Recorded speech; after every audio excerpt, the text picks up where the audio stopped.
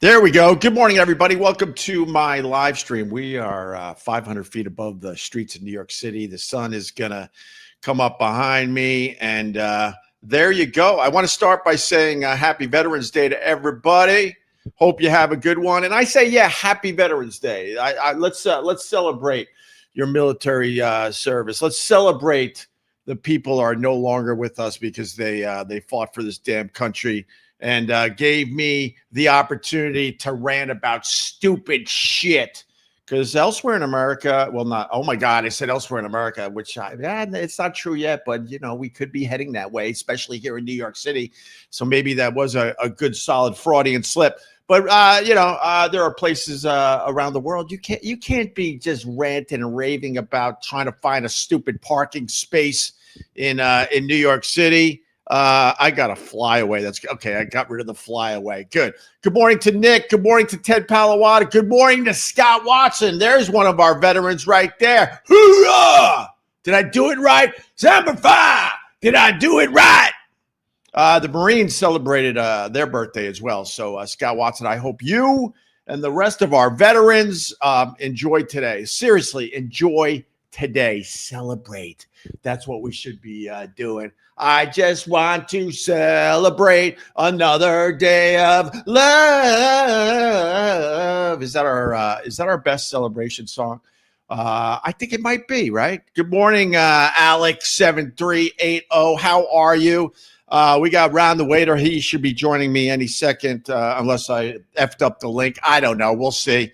But we got a lot going on, man. Government shutdown is just about over, and then we could get right to business, and that's releasing the Epstein files, because that's all we care about in America. We don't care about our health care costs going through the roof. We want to see who's on the goddamn Epstein list, right? Of course. What's up, Vincent Scaramuzzo?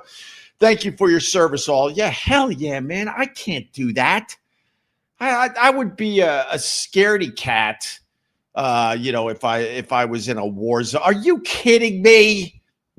I don't know how they do it. I would be finding trees. I would be finding bushes. I would get a straw and jump in some kind of water and just like breathe through the straw as the action's going on around me. I would be way, way too scared. So yes, I respect the military every chance I get. When I see military, I say it just like anyone else. Thanks for your service. But I do it this way. I go, thanks for your service. And they're like, yeah. Because they hear it a lot. I go, no. And I grab their hand. I look right in their eyes. Thank you for your service, because I couldn't do it. That's what you do. You really make sure they understand that you mean it, right? Is Ron a veteran? Ron is a veteran of the Thousand Psychic Wars. That's Ron. Ron is a veteran of that. What's up, DJ? How are you? Mike Long, how are you? CJ, how are you? Diddy Blood, what's up? Legumes, it looks like. I don't know. My dad always says you got to think you are going to be the what? I don't know what you're trying to say. All right. Thank you. I shouldn't read every one of these comments cold, but we're just waiting for Ron the waiter before we get going. I do have more info on the toilet paper story from yesterday, because we had a doozy on the live stream yesterday. Fish guy photos. Holy shit. Dude, I was out east. I was doing some of that fishing, Chris. I was going to call you. I was going to say, why don't you come on by with your dog? Our dogs could play, and come by with some of those Montauk beers, and we'll sit on the beach. But as you know, it was a washout. So no call for you. Instead, we hung out in the house and just watched movies and watched my son get sicker and sicker with the flu after getting a flu shot. Why did you stop being hip with new video games? FaZe, man, I don't know what you're talking about. You in New York? Yeah, I'm in New York. It's right behind me, bitches, as the sun comes up. Good morning, Alexa Ortiz. Oh, what's up, man? Good morning, Opie, and everyone. Happy Veterans Day. Yes. So yesterday, I guess I'm just going to start without Ron the waiter. But yesterday, I had a story about the Chinese China's public toilets now force you to scan QR codes and watch ads for TP. And a bunch of you reached out after the live stream and said, "Ope, I need to know more about this. What the F is this all about?" Right? So I got some info right here, a little deep dive on what's going on in China. And you know what? I'm reading this and I'm thinking to myself, this is completely ridiculous. But then my next thought was, oh my God, this is coming to America. It's so obvious this is coming to America. So in China, you're in the stall, you do your business, and you need TP, right? So you take your phone, you scan a QR code on the TP dispenser. Next thing you know, an ad pops up on your phone. You watch the ad. Oh, okay. All right. Oh, they got new dumplings. Oh, that's great. Okay. All right. And then as soon as the ad's over, it dispenses 6 squares of toilet paper. 6 squares. Who the F besides Sheryl Crow, I didn't forget, could only need 6 squares of toilet paper after you do your business in a Chinese stall? 6 squares? Are you kidding me? And then you might say, well, what do you do then? Well, you pick up your phone again and you scan the QR code and you watch another ad. Oh, look at this. Oh, this drug for ED. This is it. Okay. All right. And then the ad's over. 6 more squares, bitches. I would be in there all day. And I feel sorry for you people that build the toilet paper nest, right? I mean, how many ads are you going to have to watch to build your fucking toilet paper nest? I see them. I see them in the public fucking restrooms in New York City. You animals building your toilet paper nest. So you just keep watching ads until you know the vaping's done. You know, and then I was like, okay, this seems crazy, but you know, there's going to be an asshole. There's going to be an asshole in America that says, you know what, we could do this here in America. What's up, Ron the waiter? How are you, brother? America? What's going on in America? Oh, all right. Just jump in. I'm doing a story from yesterday. Go ahead. In China, and your audio is very, very hot. You're coming in hot, Ron. In China, if you go to the bathroom in China, right, and you want toilet paper, you can't just get toilet paper anymore. You have to take your phone and you have to scan a QR code. And then as soon as you scan the QR code, an ad pops up on your phone and you watch the ad, right? And then you're like, oh, okay, ad's over. Then 6 squares of toilet paper come out. Oh, you might think to yourself, Ron, I need way more than 6 squares of toilet paper. Well, at that point, you take your phone and you scan and watch another ad to get another 6 squares of toilet paper until it's all nice and clean back there. How crazy is that? You think that's crazy. It sounds crazy, but you know damn well this is coming to America, right? Can you hear me now? Oh my God, Ron, were you listening? Yes, I was. It's weird. You got the screen weird this time. It's like you have a different configuration. It threw me off, honestly. All right. Well, I think it's like, oh wait, you got 3 different screens going. No, I got 2, Ron, and you're very distracted. Your ADHD is in full effect today. I'm on fire. I got this today. Let's go. Jump in the traffic. You threw me off. I don't know where to look. I don't know what's going on, but I have to start with this. No. You're not starting with anything. I'm finishing my story. Oh, okay. Go ahead with your toilet paper. Go ahead. You got to turn down your audio a little bit. No, this is a great fucking story.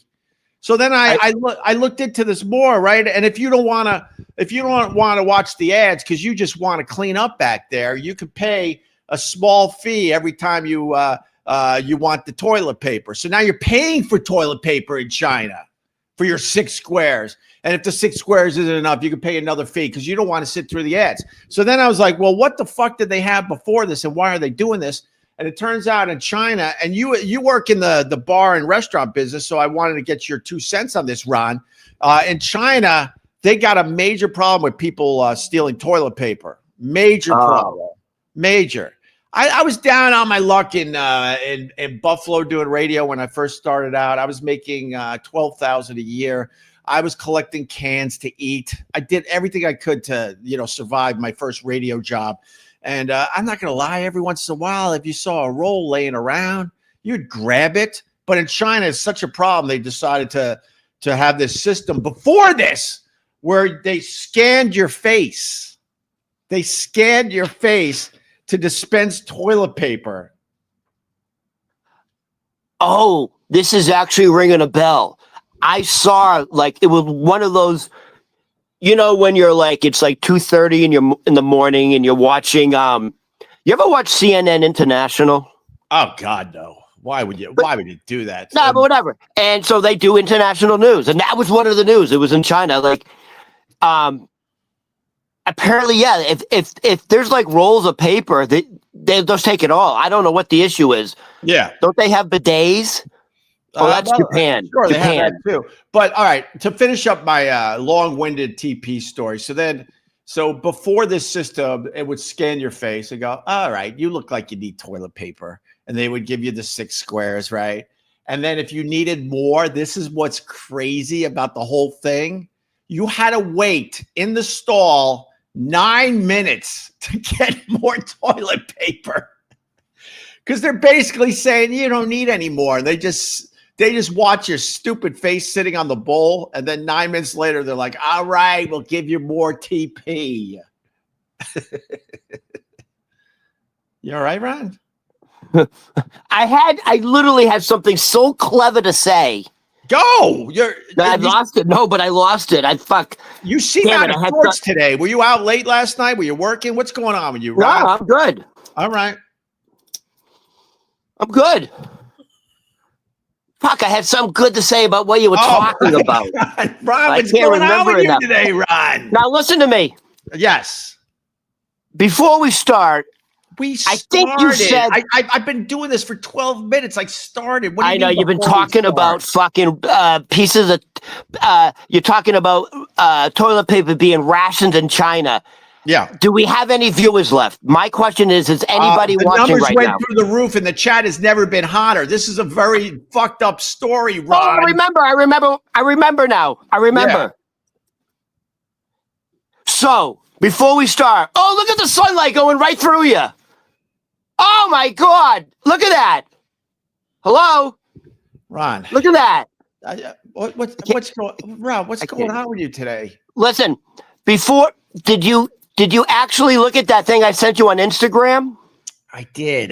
Yes, it's very so it's like she said, hey, please show Opie. I think he would really appreciate it. So was it anything worthwhile? It was great, Ron. No. Opie, I can't see your face now.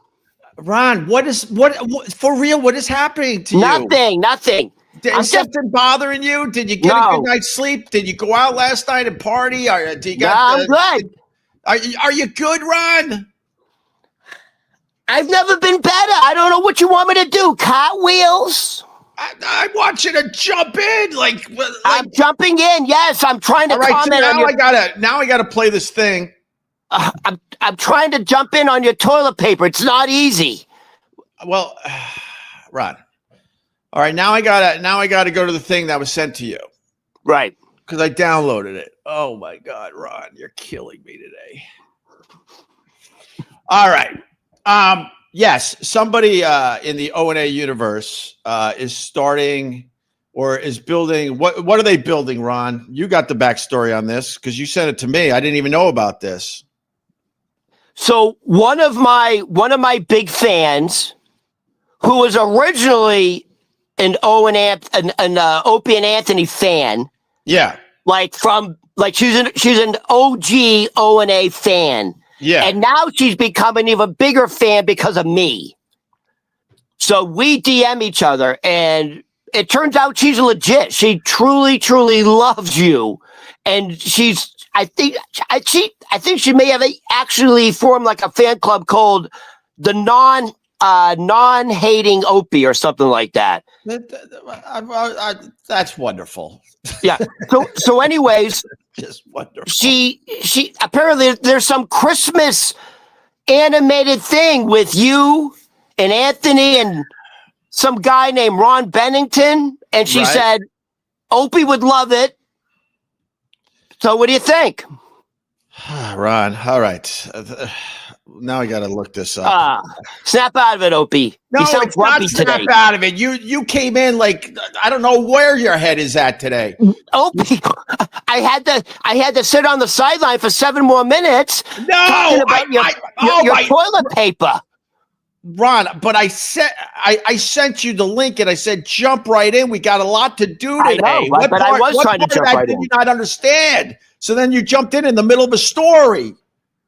All right, your text to me was, "Hey, check your Instagram. I sent you something one of your fans thought you would find funny." Right. And they're doing some kind of it's called Story Time. Opie and Anthony something. It's a Christmas special and it's animated and they're using AI. And I got the trailer and here it is. So keep your mouth shut for about a minute.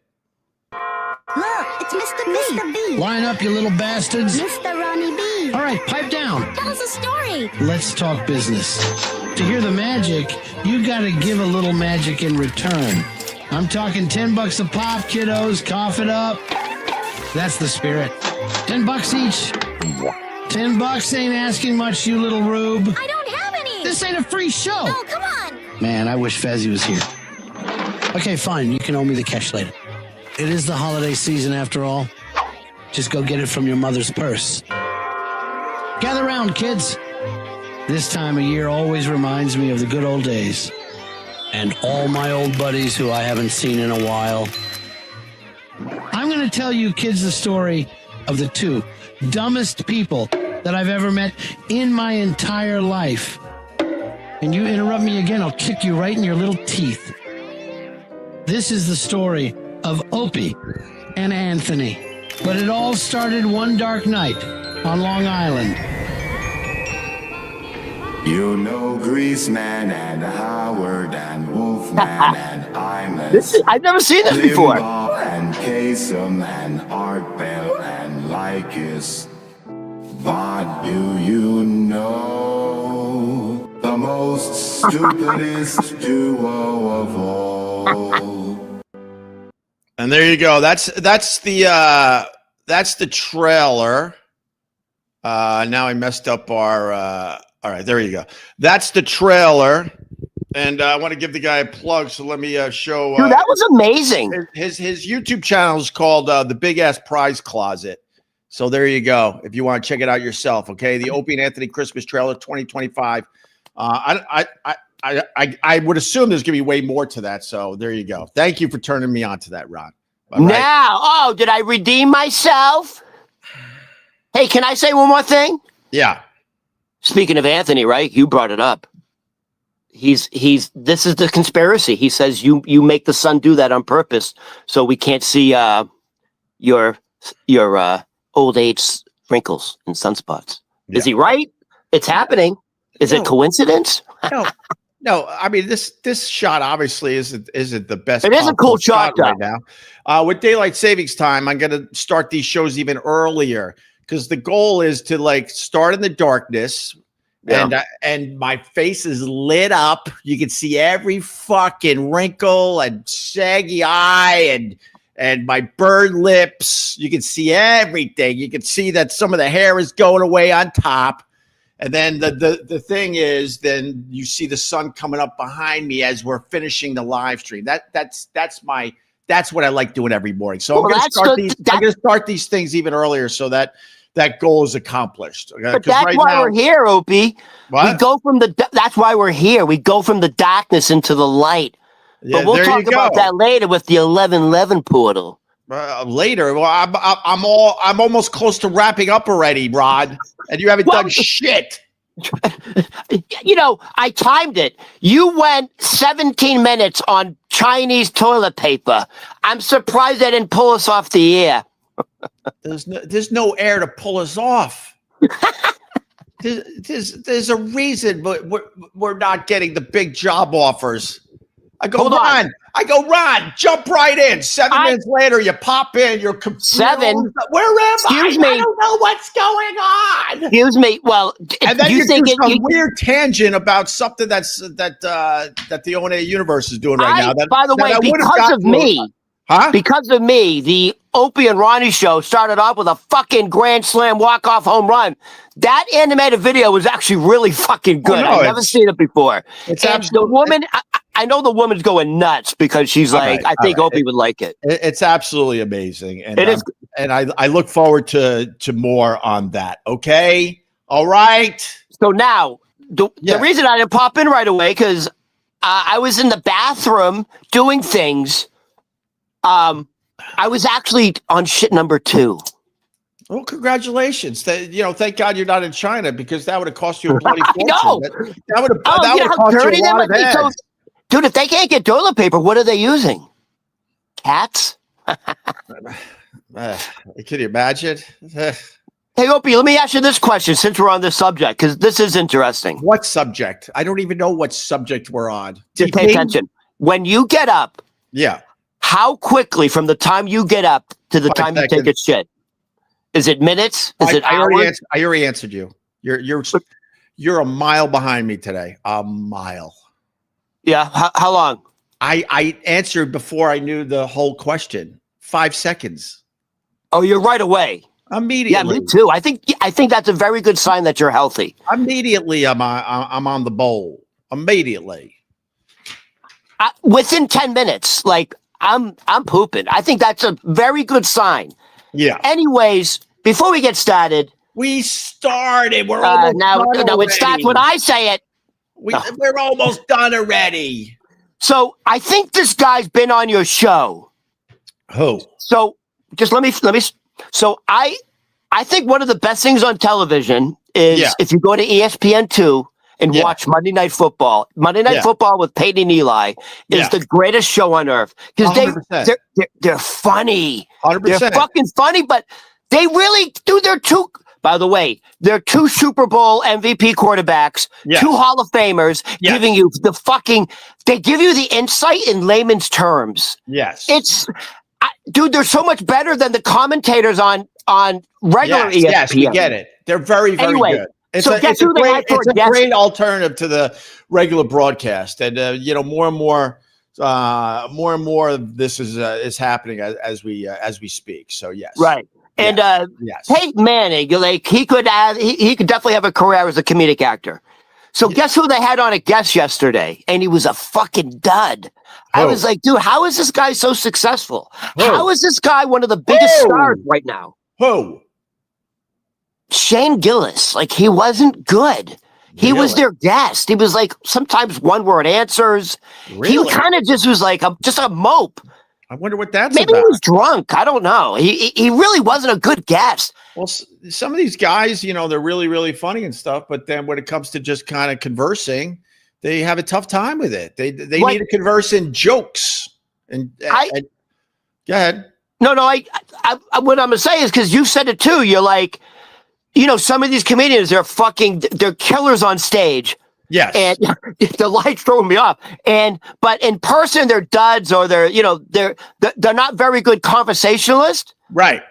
And I think that's who Shane Gillis is. Like, they had to prod stuff out of him. If he was on your show, if I brought him on and if he wasn't a big name, you would go, Ron, he was horrible. Like, don't bring him on again. I mean, his style is a little bit mellower and dry and slow. So maybe that doesn't work on a high octane show. I don't know. No, but has he been on your show? I don't know. I don't think so. Some of these guys were on our show before they were hugely famous. So I would love to know. Honestly, the answer is probably no. Most likely no. But I would love to know if we said no to him. Because some of these guys, we had every comedian in the world wanted to be on Opie and Anthony at the time. Right. And some of these guys we had to say no to because we didn't know who they were. I wonder if Shane Gillis tried to get on the show and we said no. That'd be hilarious. Well, he's old, but I mean, he's in that same circle. He's a frequent guest on Skankfest. Like, everybody he hangs out with started out on your show. I bet you probably said no to him. Like, whatever. Because you had at the time you had a stable of comics. All right, listen to me. If he's on Skankfest on a regular basis, then you know those guys aren't going to allow you to suck on their show. So he's probably really good. He probably was intimidated by the Mannings and their giant fucking melons. Their giant, ridiculous heads. You ever see Peyton Manning with his stupid helmet on? He looked ridiculous. He's got a massive forehead. He just, honestly, he looked like a guy like, I can't believe I'm on television. Like, it was like, and you know, by the way, he was just on SNL again. Okay. But here's the one interesting story he talked about was, do you know how hard it is to get into West Point? I would assume it's extremely hard. No, it's the hardest institution in America to get into. You have to be nominated by both your senators. You have to be like varsity captain this. You have to be like college prep courses. Yeah. It's the hardest institution to get into. We have a friend that went to West Point. Really? Yeah. Dude, they're all type A personalities. They're like super everything. And we're convinced that he was CIA. Because then after his military career, he went overseas. He fought, you know, happy Veterans Day to him as well. I don't want to mention his name here. And then his life got insanely shady. He would be calling us from all over the fucking world. And we're like, where are you? And at one point he said he was in Australia, I think, playing hockey. I'm like, what? What? And then he would live in Dubai. And then like he was all over the place. No, he was. We were convinced, and we would ask him what he was doing. What? It sounds like he was an intelligence. Well, that's what I'm saying. Yeah. He never officially said what he did. So we connected the dots and said, you know what? He's got to be CIA. This is a weird fucking career he has, where he's here, he's there, and then he would show up at our apartment here in New York City. He would stay for a couple days. He's a childhood friend of my wife, and we became good friends over the years. And he would like, hey, I'm in New York. Why are you in New York? He wouldn't say why he was in New York. Okay. He literally wouldn't say. And he'd go, can I stay in your place for a day or two? I'm like, sure, no problem. And then we'd wake up in the morning and he'd be gone and leave all his clothes behind. Yo, this is the fucking Bourne identity. This guy's like, let me just say this. Yeah. Just so people really understand. My story go ahead, go. Or is this a podcast called Let's Talk for 10 Seconds and then interrupt because I need to say something? What is that the name? Is that the name of our new podcast? No, I'm just trying to say like 10-second Ronnie. Let's call this podcast 10-second Ronnie. No, but I want to emphasize your point. You have your chance. If look around, it's just me and you. If I can finish my thought, then you pop in. It's just me and you. No one else is going to interrupt us, Ronnie. All I wanted to say, just to finish the story, like we would wake up. He'd be gone. He would leave his clothes in the closet for another year or two. He wouldn't even come back for his fucking clothes. And then we wouldn't even. And then my wife would text him like, "Hey, where'd you go?" And we would hear back from him maybe a week, 2 weeks, a month later. He goes, "Oh, I'll come back and get my clothes. You know, next time I'm in New York." Did you go through his clothes? Did you go through his pockets? Yeah, you know what? A little thinner than me, but some of the stuff fit. So I got some nice things out of it. No, sure. I mean, like, was there anything like? Oh, no. Like notes and shit? No, it was just basic shit. Like, was it a little vial of like liquid? You know what I mean? Yeah, no, nothing like that. But he was shady, bro. He was shady. Oh, so the point I want to make is you think he's like, you know, like James Bond, Jason Bourne or James Bond? Yeah, that's all. I don't have anything else on him. That's it's very shady. But the truth is, Opie, and the CIA guys, they, you know, there's a code. You don't talk about it. You don't talk about it. You're never even admit you're CIA. You just disappear. You shut your mouth. You never tell anybody that you were in the CIA. It's very, very mysterious. So the reason I believe everything you say is what I'm trying. The point I'm trying to emphasize. Yeah, is I don't think people realize how difficult it is to get into West Point. You are. It's like Top Gun, man. You're the best of the best of the best in everything. Yeah. That's where presidents come from. Yeah, Look at all the presidents and generals who come out of West Point. Right. West Point is the leadership of America. So yeah, I'm convinced this is what this guy does. Like, I'm sure in high school, like your wife grew up with him, or you did? No, my wife. He's from Philly. I'm sure your wife would say this guy was like the most. He was captain of this. He was, on the debate team. He was very popular.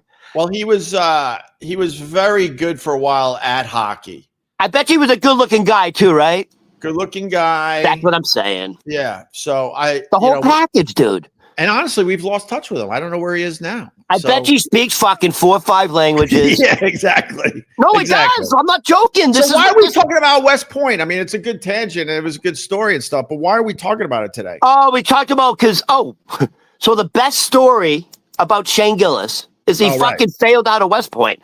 Like the fact that he was able to get that's what I'm saying. The fact that Shane Gillis was able to get into West Point is so fucking impressive. Yeah. Like that means Shane Gillis in high school was a fucking stud. Yeah, there you go. Fucking stud because he accepted West Point and was on the varsity football team, and then he said 3 months later he failed out. Oh wow, that's kind of like, dude. It's anything else. Anything else on Shane Gillis? Do you want to talk about his Chipotle order? Or what else you want? What do you want? What else you got on him? So I want to go back to your fucking intelligence friend. So I used to live in Israel. Yeah, and I have family in Ramat Gan, which is a suburb of Tel Aviv. And I had a cousin, and I one time asked about to him. In front of the family, I'm like, hey, so what do you do? So I said in Hebrew, like, what do you do? Sava is the military in Hebrew. I'm like, so what do you do in the military? And like everyone, like, I'm not joking, dude. Like everyone stopped what they were doing. The father was in the kitchen. Right. You heard glasses and plates being put down. Yeah. And everyone walked towards me, like, and from the dining room, the kitchen, everyone. No, I'm not joking. I said, oh damn! I meant that. And God like circled me and said, "You can never ask that question again. Yeah. If you do, you will be asked to leave." Ronnie, this is very serious. We don't talk about it. We don't ask questions. If you can't obey by this, you can't stay here. Right. And it was never discussed again. Oh, damn. He was in the Mossad. So you have to be, when you're in the Mossad, your entire family's at risk of being assassinated. Right. He was straight up in the Mossad. This guy's all over the world. This guy, he's in Argentina. Right. He's in fucking Eastern Europe, like well, doing. How do you know where he was if he's supposed to be? Because we're everywhere, man. But there's Jews everywhere. You're not supposed to know. You're not supposed to know where these guys are. And he couldn't have been cooler. Like, he was one of those guys where he didn't have to say a fucking word, and you're like, I think I love him. Like, he had that aura of like, you felt, by the way, you know what it is? You felt 100% safe around him. Yeah. He was one of those guys, like, no matter what's going on, if I'm with this guy, I am going to be protected. Well, that's that's like living in Bell Harbor. And also, and I know this for a fact. Yeah. I don't know for a fact, but Ron, do you need me today? Because I could just go. No, I'm just saying do you need me? Because I could just go. I'll go work out. I'll do my Tibetan workout. I'm trying to give you a break, Opie. I feel like you're tired from the toilet paper break, story. Rod, you're babbling about what? Spies. All right, we're doing spies. Like and then I said, you talking about how safe you felt around this guy. I said, that's like living in Bell Harbor. Do you know what why I mentioned Bell Harbor? Yeah, by the way, I didn't get that reference. That's where all the NYPD and FDNY live. They decide to live in one community. So could you imagine living in Bell Harbor? Maine? You'd walk down that street, not a worry in the world, knowing NYPD's all around you. Retired guys, current Bell guys. Harbor, Maine? Huh? Isn't Bell Harbor in Maine? Oh, did I mess that up? You said Bell Harbor, dude. That's fucking in Maine. Wait, You see, Opie, the reason I have to keep talking is because no, you don't have you're to keep gone. talking. You're still on.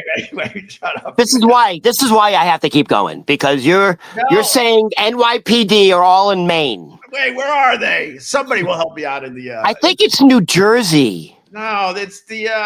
Dude, they made a movie about it called Copland with Sylvester Stallone. Bell Harbor is in Queens, you bitch.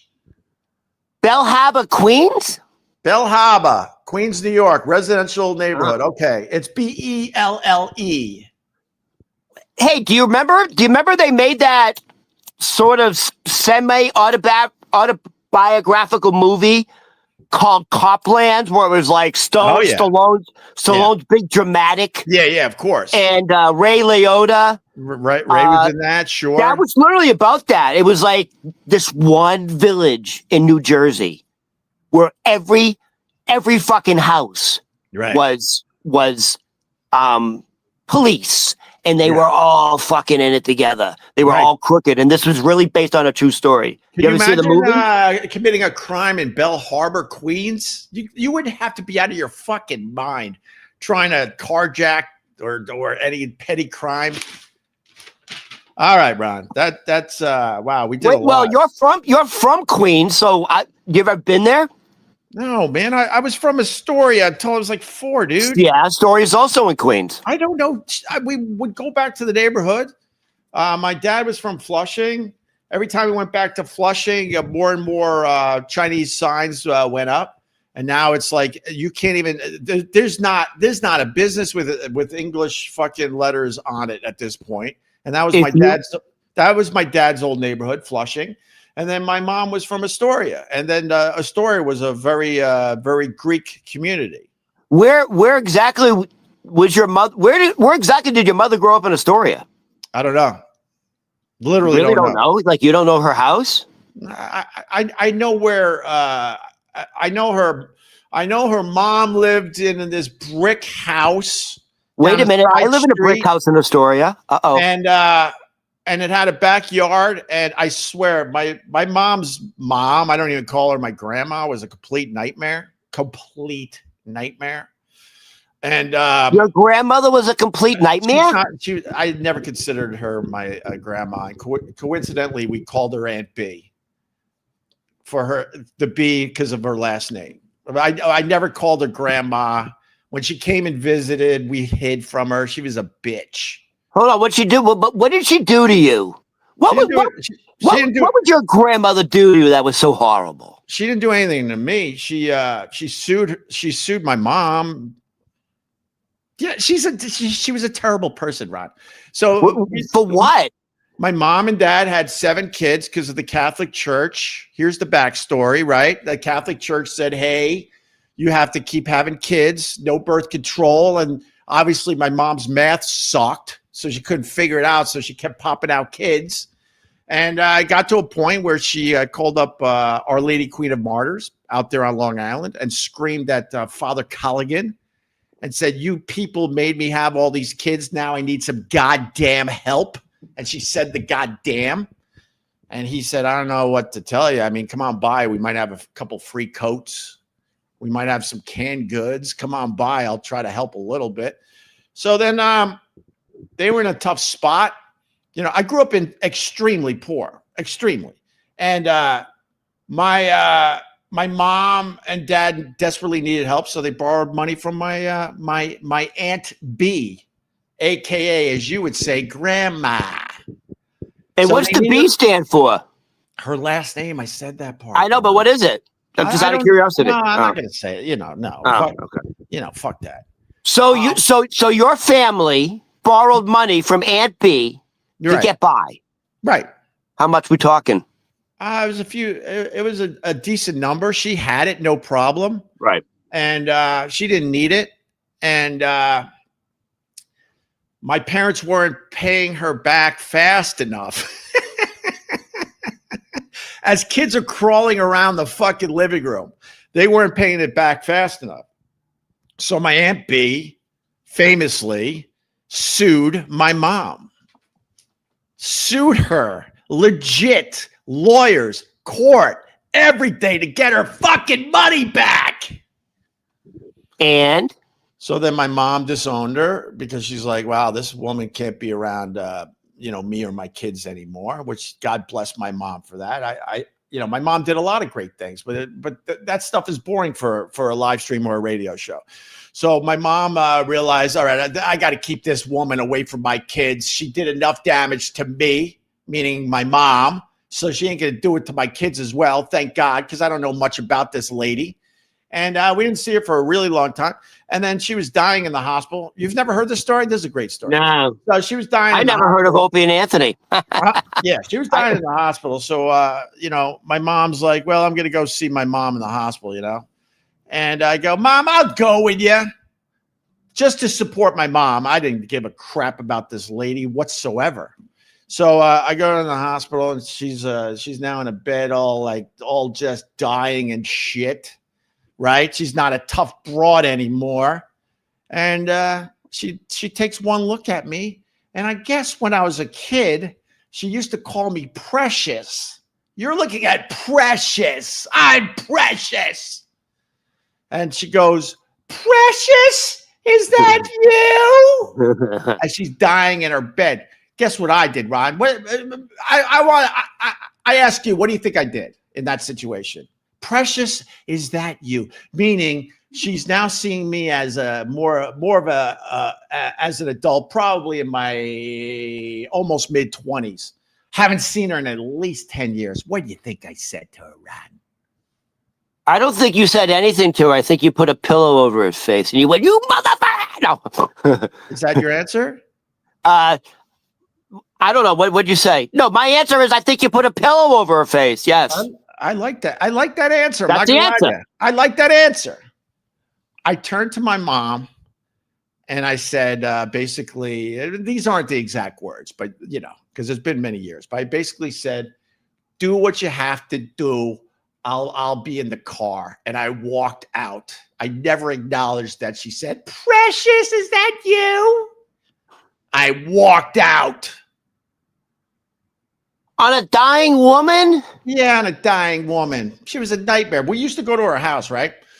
You couldn't on her deathbed? Yeah, I did, Ron. You couldn't say something nice? No, I didn't have to, Ron. She wasn't part of my life. And then then my dad's grandma was the complete opposite. Absolutely a saint on earth. And what did you call her? Grandma. She was absolutely awesome, and she took the place of the other one. How about that? A little yin and yang? Oh, man, she was awesome. She was absolutely the polar opposite. So all right, hold on. So one's a nightmare, and the other one, give me one example of why the other one was a blessing. Like what memory do you have of like, sure, oh, that's she sacrificed her whole life to make her sons and daughters and her grandkids extremely happy. She had a beach house in Wading River, and we would go there pretty much every weekend in the summer. And she would just make sure everyone was taken care of. I only remember her stepping on the beach in front of our house once. She was there cooking and cleaning and setting up cots for the people that were going to sleep over. She was absolutely amazing. Whoa. Your grandmother had a beach house that she lived in year round? Yeah, actually she did for a while. Yes. And where's this? This is in Long Island? Well, I said that part. Wading River. Okay, all right.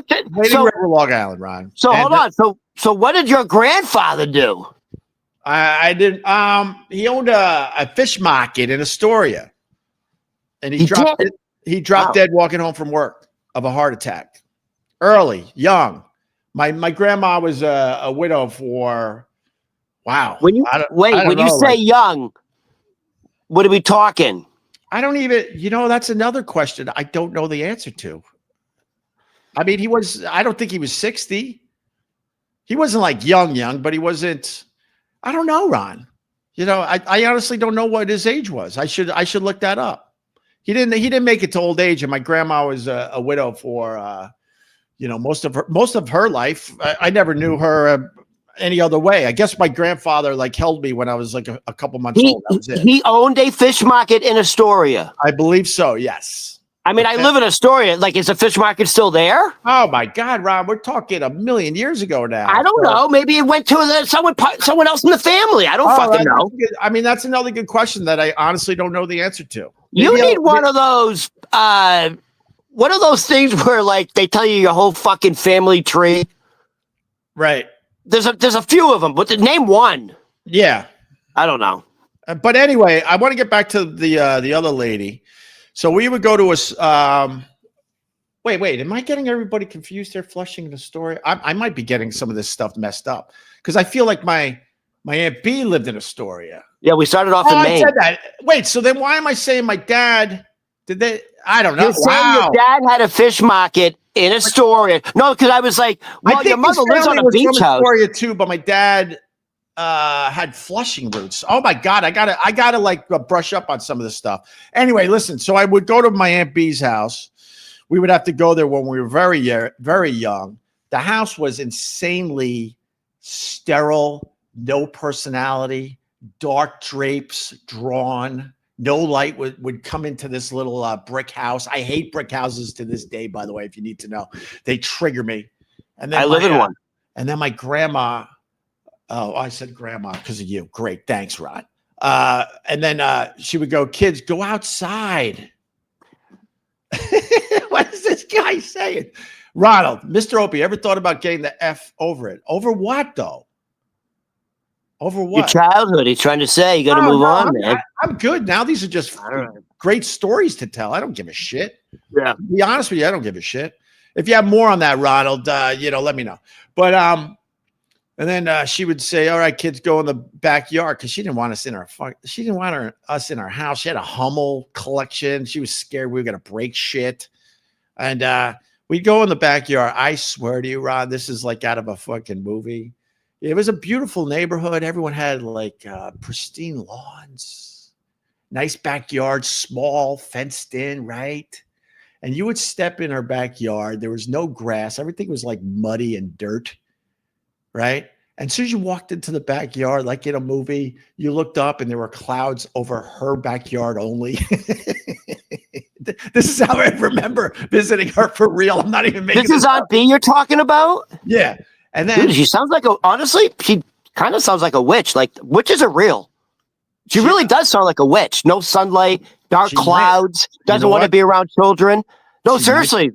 Where is she from originally? Eastern Europe? She's had something else you don't know, right? No, she had Polish roots. She was half Polish. So. Oh fuck, she's a witch. Guess. But I literally don't know anything about her. And your mother's Polish, and I don't know anything about her husband who came from Canada. Hold on. So your mother's Polish. The crazy Aunt B's Polish. My mother's Polish. I'm telling you, there's something. Polish women can be very dark and evil. Witches. Yes. Don't fuck with Polish women. I'm telling you, they will put a curse on you. All right. So listen. So then we'd go in the backyard, and I swear it felt like there was only a cloud over her backyard, and there was no pristine grass like everybody else. It was I remember it being gray and dirt and twiggy, if that makes sense. Her trees were dying in the backyard. Halloween all the year, and she had one thing in her backyard. What do you think was the one thing she had in her backyard? The one thing. And to this day, when I see this one thing, I'll be honest with you, brick houses trigger me for real. And this one thing triggers me like no one's business. One thing in the backyard. Think. One thing. That's common in Astoria that people have in their backyard? I don't know. I mean, it's a common thing in general, sure. I'm going to go with a scarecrow. A scarecrow. This guy got it. Wait, not a dildo bike. A dildo bike? No, that's not. I don't even know what that is. What's that? One of those old things? You just take the seat off. Come on. You're a rookie. All right. So what was it? A dead body. Stop it. Well, she did have the chain link fence. No, the one item was. I'm looking to see if anyone has it. Yeah, all right. A clothesline. Oh my God, that's a good answer. Good old clothesline. A bird bath. A successful career. There you go, Ronald. Ronald's back. Oh, Ronald's like a hater. Keep hating, Dude, brother. Ronald's Keep got hating. a fucking handsome mullet. Thick. There. Dude, he's got a thick, handsome mullet. You think It that's looks like, dude, that's a guy like in this. If you saw a guy like that in the 70s, you're like, dude, that guy has the really good stuff. It's You think that's his real picture? Is he rocking the mustache? No, I curly think he's mullet? I think Ronald's very proud of that. And I think if we do a deep dive on Ronald, Right. there's some porn. He's got some porn credits. Oh man, he has thrown some hard drives in the ocean. This guy. All right, listen to me. Yeah, You got it. The only thing she had in her backyard was a bird bath. well, I did get it Yeah, you did get it. How'd you get it? How'd you get it? because it's kind of common here. Like Okay. people have fucking like in Astoria where I live on 37th Street. Yeah. I mean, I would say 10% of the houses have some sort of bird bath in the front or back. It was a And it's the cement. same house that I'll remind everybody. I live directly across the street from the house from Seinfeld. Yeah, So when they showed George Costanza's parents' house in Queens, this is where I live. that's where And you live in. people have bird baths in their front yard, along with like religious stuff. Like it's very common to see a bird bath, Yeah. and then like a nice display of the Virgin Mary. All right, so it was a bird bath, and That's creepy. it was a cement. It was one of those cement ones. Yes, that's what they are. They're cement bird baths. Cement Yes, with the circle. 100%. And Very Astoria. and there wasn't really water in it that I can No. remember, or if there was water in it, it was kind of muddy. Yeah, dirty. And to this day, if I see one of those things, I'm not gonna lie to you, it triggers me. It fucking triggers me and reminds me of this Okay. backyard. So here's the deal. If you had to walk down my street, Yeah. if you ever was going to visit me, maybe for the holiday, maybe I'll have you over for Christmas. Let me think about it. I don't know if I want you in my house. I'll come see the Ron. We could meet at a Greek diner. No, but here's the thing. If you had to walk down 37th Street to enter my house, Yeah. you wouldn't make it, dude. You would fucking literally end up in a fetal ball because it's all brick houses with stone bird baths. You wouldn't make it. No, It'd be like Hitchcock. I'm embarrassed to admit that, but I'm not joking. Like brick houses and bird baths. And here's the other thing that triggers you. What? Look at my paneling. And wood paneling, because we had that in our living room. It's the trifecta of you sucking your thumb, going, "Can someone please call my wife and tell her to pick me up?" All right, Ron, I gotta go. Hold on, we're gonna do one thing. We gotta go over a quick list. No, I gotta go. I got a nice list. No. That's why, That's what happens when you go 17 minutes on toilet paper. Ron, and people were calling me the C in the chat. I get it, but I was very frustrated because I had a whole list of stuff, and I really wanted. I didn't get to one thing. And I know, Ron. What part of the text? Let me take people into the process. So now we're gonna have to maybe do one tomorrow if that's okay with you. But All right. I have good stuff here. I understand, but I wrote. You gave me all the stuff, right? Oh, the fucking betting and you had a lot of great stuff too. Did I just show your number? Sorry. All right. So you gave me a list of stuff. This is one reason why I do like doing this with you, because you're very prepared. Oh my God. But the problem is you're so prepared, but then you go off on these long-winded tangents. Me? We never get to anything. Me? You were talking You about started spies off- and Shane Gillis for 20 minutes. No, Ron. excuse me. You went on a fucking Ken Burns PBS documentary on the history of toilet paper in China. I mean, what the fuck? I could hear Ken Burns in the background talking about when the Chinese invented toilet paper. Ron, do you think we hate each other? Do you think I love you.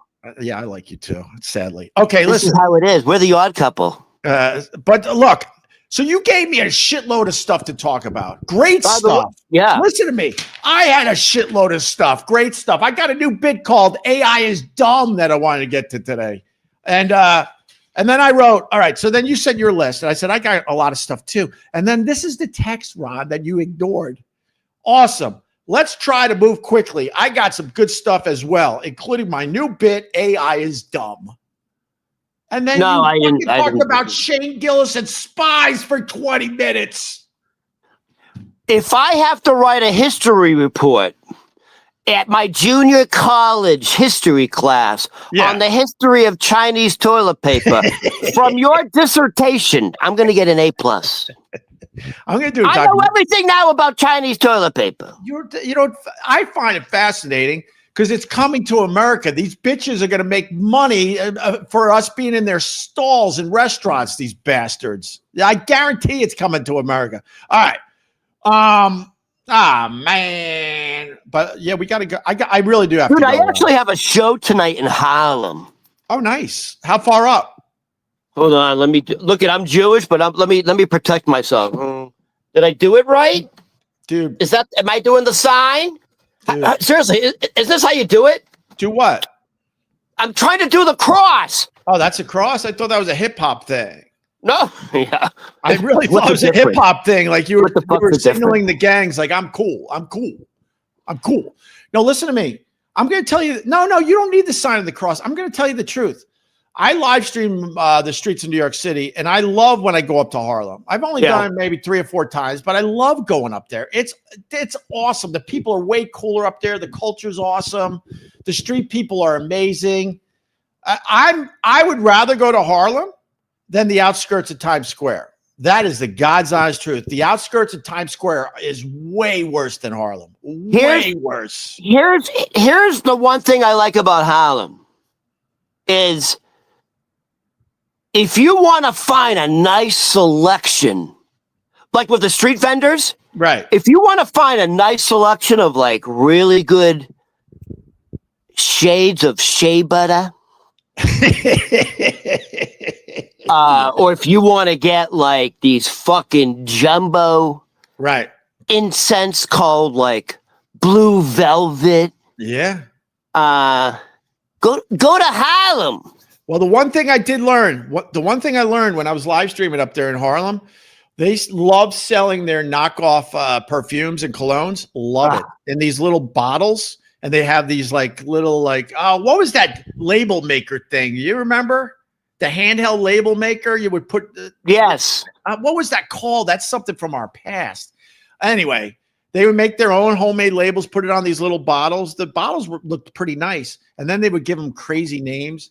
And I filmed one person because they were distracted talking to somebody. And then the next time I went up there, I really wanted to focus in on all the colognes because they're hilarious with the names. And this guy got right in my face and said, "Do not film." And I behaved immediately. I knew I could be in deep trouble if I continued. Oh, I mean, the way he approached you. He was not happy. But one of the colognes, was he African, or was he like? Yeah, of course he was. Yeah, but I do have a video from. I do have a video of a past live stream, and one of the colognes was just called Obama. Dude, they get like these exotic fucking like passion, like dark chocolate sex. Like that literally would be like the name of one of them. I would love to smell the Obama cologne. What do you think that smells like? No, Ronnie. I know.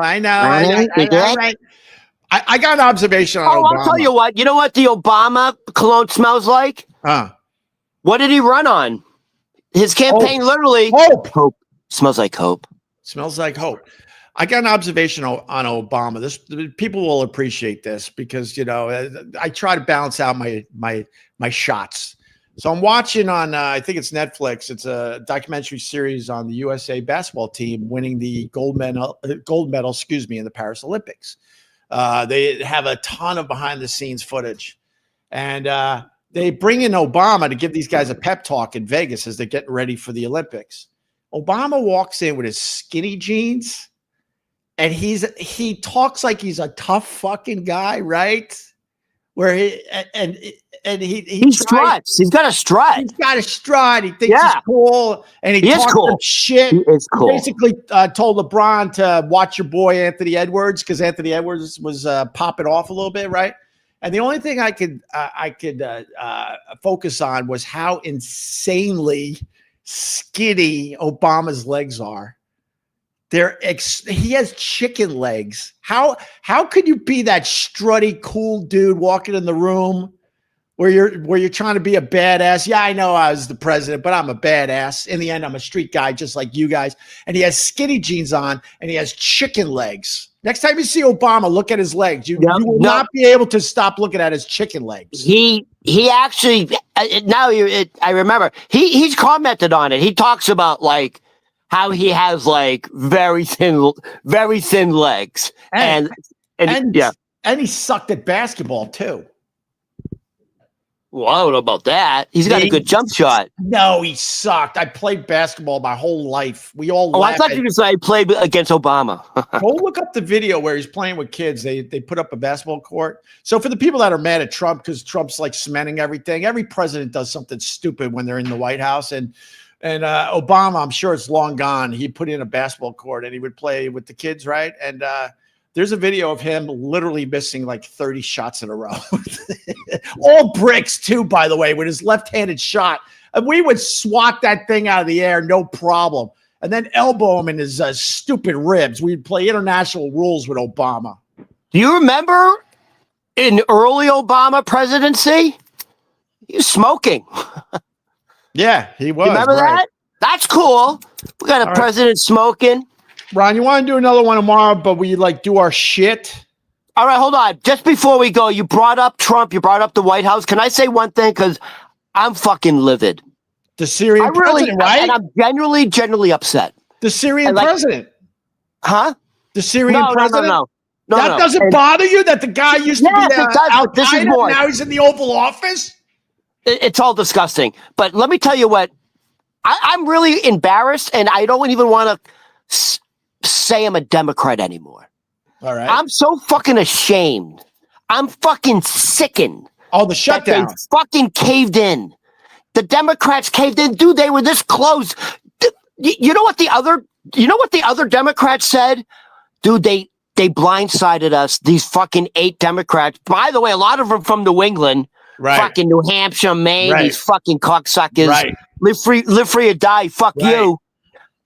The other senators, who didn't vote for this, were blindsided and fucking fuming because they said those idiots.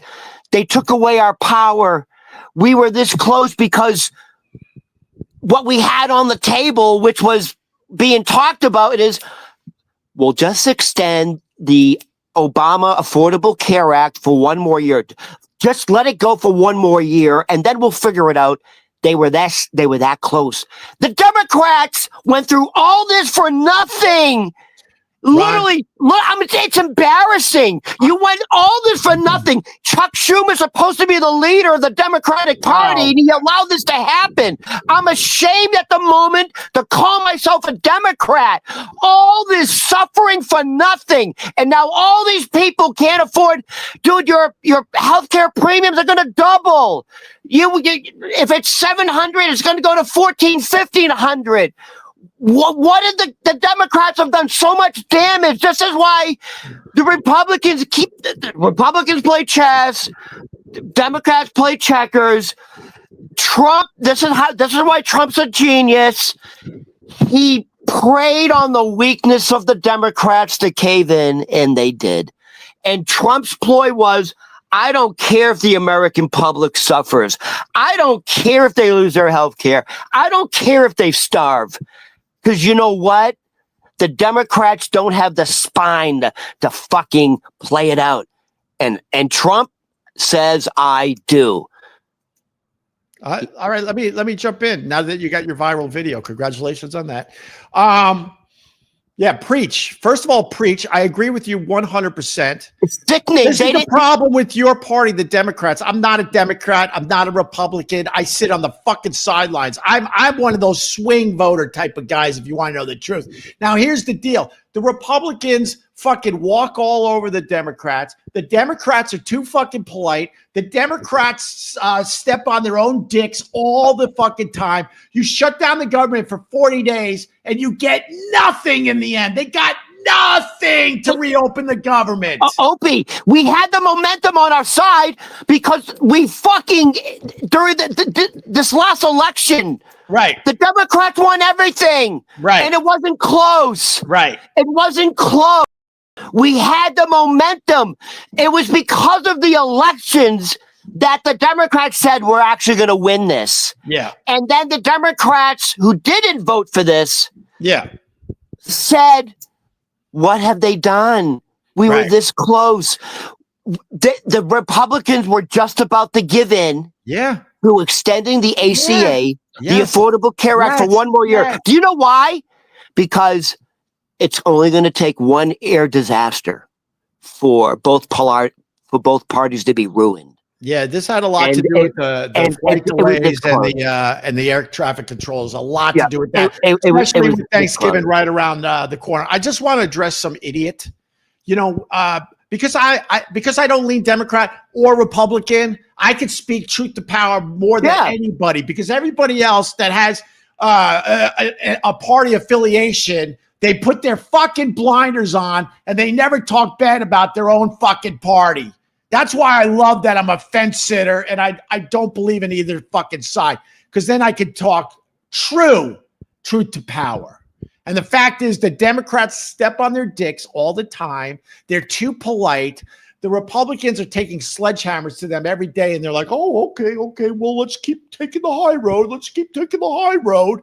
And then they always panic in the end, and they give in. And guess what? They're continuing to do it because people aren't happy with Schumer. You know what's coming out of Washington? Schumer. We're not replacing Schumer. All the Democrats are like, we're not replacing him. We like the job he's doing. Oh, he's dead now. No, he's not. You watch. No, they've already come out publicly and they said Schumer is no longer an effective. Well, yeah, but he's going to keep the job because they're too polite down there. Opie, let me reiterate what you said. The Democrats went through all this pain and suffering on the American public for one issue. It was so your healthcare premiums don't double and triple. Right. And they gave in. I know. And this is what the Republicans said. We'll promise a vote down the road, maybe in a week or two. What? That's the guarantee. The Democrats look so bad. Hold on. Let me jump in again. That's like the old Peanuts cartoon. They said we will promise you a vote in the near future, and then fucking Charlie Stupid Brown's like, okay, I'm gonna kick the football this time. She's promising that she's not gonna pull it away, and then what does Lucy do? She pulls the football away again. That's the Democrats in a nutshell. They're stupid today. One of the Democratic senators, one of the big leaders in the Democratic Senate. Yeah. His response was, he said it like this. He didn't say the full word. He goes, I'm effing pissed. And he's like, I'm effing pissed. And this is I forget his name. He's one of the top Democratic senators. And he goes, I'm effing pissed. We were this, he literally said it, and he used his fingers. We were this close. Right. We got blindsided. He goes, what have they done? Chuck Schumer is ineffective. They were promised something. All right. This is why I love, this is going to kill people, but this is why I love Bernie Sanders. He speaks his fucking mind. He is fucking pissed. Yes. That's why I love the Bernie Sanders. He even AOC, the Toria, the woman's pissed. Fuck AOC. I don't care about her. But I'll tell you two other people I do like. John Fetterman. Because I actually like some of these guys. For this. I like some of these guys that go against their party. That means they're speaking their true selves. And on the other side, I like the Marjorie Taylor Greene. I'm a Marjorie fan now. Who would think that we would like the Marjorie Taylor Greene for speaking her mind and going? By the way, did you hear what Trump said about her now? Huh? Did you hear what Trump said about her now? Yeah. So they were asked a question, like in the Oval Office. Yeah. Hey, what do you think about the comments? Marjorie Taylor Greene saying, Yeah. boy, I wish you would have nonstop domestic negotiations in the White House instead of, over economic policy, instead of nonstop foreign leader, meetings. Yeah. And then they said, what's your response to that? And he goes, Marjorie has lost her way. Yeah, of course she lost her way. And you know what? Marjorie Taylor Greene is the type of person, she's in a garage right now. She's just bench pressing fucking cars getting ready for the fight. She ain't gonna she ain't backing down from Trump. Opie. She's a problem. 100% Opie. She 100% reminds me of fucking Leonardo DiCaprio in The Departed. She's like literally two different people. She's dropping her eyes, dude. She's dropping her eyes when she goes to fucking back home. Right. But she has like normal, like moderate Marjorie Taylor Greene, and then she has the other side is crazy MAGA Marjorie. Right. But I'm thinking it's like she's like fucking Leonardo DiCaprio, bro. She's two people. Right. Ron, where was this, Ron, in the beginning when you were beginning is, first of all, you're all lost. No, first of all, I felt like you were going to put a bathrobe on and walk the streets of Brooklyn. You were lost in the beginning of this. Where was this, Ron? Well, first of all, I couldn't figure out where to look. And second, Opie, I timed it.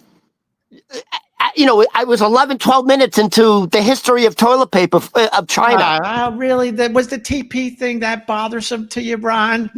Was your Shane Gillis and spy talk better?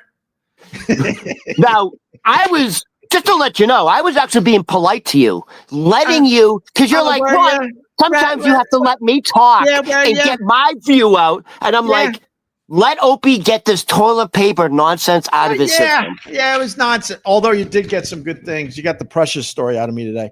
Ron, I got to go. I'm really late. I got to get one kid has the flu and the other kid I got to get to ski well. And by the way, in the beginning, I like that fighting. It's good. I like all of this. This is good. I like it, Ron. People are saying stop being a C, but me and Ron have to get this out sometimes. We have to let me say this. And let me say this because it's 11:11, and this is when. Let me finish this. It is 11:11. So this is when you can manifest. Ronnie carried Opie today. No, he didn't. I carried him. I had to get him on track. Go watch the first 10 minutes of Ron. Ron, this is my impression of Ron. Where am I? I don't know what the fuck was going on with you. Not with me, with you. Excuse me. Mo. Apparently, you told everybody there's a retirement community in St. Albans, Maine. No, I said Bell Harbor, Belle, and I was right in the end. No. Oh, wow. Yes. There's two Bell Harbors. I know. That's what's funny about this, because you thought you had me, because you were thinking about the Bell Harbor up there in Maine, and I was thinking about the Bell Harbor in Queens. And guess what? We were both right, bitch. Opie, it's 11:11. The portal's open. This is when you can manifest stuff. What you and I are doing right now is as good, I believe, as anybody. This is it's entertaining and it is insightful. This is good. And and on 11:11, I carried you. The guy's right. It's right. I carried you on a very spiritual day. What'd you say? Say it again. What? What'd you just say? I didn't hear you. Yeah, you're going to cut me off now. I wouldn't. I wouldn't do that to you, Ron. You wouldn't cut me off? No, I wouldn't.